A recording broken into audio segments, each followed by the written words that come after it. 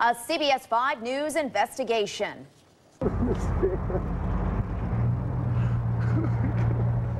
He thought text messaging was a great way to make a date with a 14-year-old girl. The cops busted him with a tool you can use as well. Protect your kids from sexual predators. An alarming discovery tonight. Now! Get out! Get down on the ground! This man thought he was meeting a 14-year-old girl for sex. He didn't meet her online. He met her through her cell phone. Parents, you know that sound. These days, it is the way a lot of kids talk to their friends through text messages. But we discovered something alarming. Something as simple as a cell phone has turned into a tool for sexual predators to target your kids. Here's investigative reporter Tammy Leitner. He's about probably 15 minutes from the meet location. We need to try to find out which car he's going to be in. You are in the front seat as we speed along a Colorado highway. Investigator Mike Harris is late for an appointment to meet a man who believes he's meeting a teenage girl. Get out! Get down on the ground! Instead, the man has a meeting with the law. Don't move! I'm scared. What we know at this point is a 34-year-old man named Chris showed up in this parking lot to meet what he thought was a 14-year-old girl and a 17-year-old girl for sex. Investigators find 2 unopened boxes of condoms in his car, and he continues to insist that he had no idea the girls were underage. But investigators have hundreds of text messages from him, all captured with a new tool called Radar.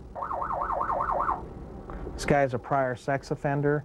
Thought he was meeting a 14-year-old. This guy is also a prior sex offender. And this guy was a PhD. This is the first case we use Radar in, where we actually had a lot of text messaging going on. Harris was a pioneer back in the 90s when he began trolling internet chat rooms for predators.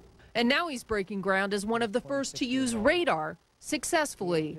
2 weeks ago, I exchanged 358 text messages with an individual in 2 days.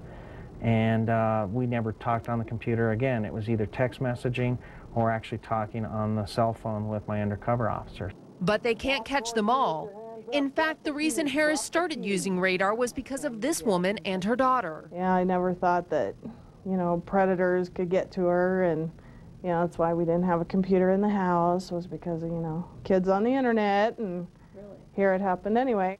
Wendy Schreiber thought it would be safe to buy her daughter a cell phone instead of a computer. But that cell phone led a sexual predator straight to her daughter, who was only 12 at the time. Then I was looking for music, and then I seen email chat, and then I went on there. In that chat room, she met 21-year-old Maximino Sanchez Castro. I texted him once, and then he texted me the second time, and he said, "Oh, well, I'm getting off work pretty soon.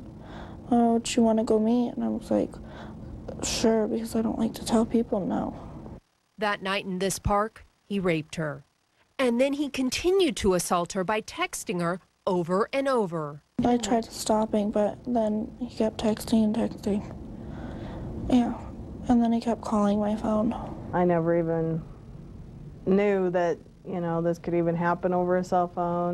Most parents don't realize cell phones provide predators an open window to stalk or groom their victims. And it's easy enough to get a child's cell phone number. There are online chat rooms where kids exchange phone numbers every day. And even predators who will send hundreds of random text messages until they find a child willing to text back. Is this a matter of sexual predators becoming savvy to law enforcement being in the chat rooms, and now they're turning to something else like cell phones? These guys obviously don't want to get caught, so they're trying to stay a step ahead of the law. But here in Arizona, the Maricopa County attorney admits he had never heard of Radar. What I will show you is very disturbing. We found one mother here in the valley not willing to rely on the courts or cops to keep her 5 children safe. She installed Radar on her daughter's cell phone after her teen became depressed. Turns out, the girl was exchanging texts with a stranger.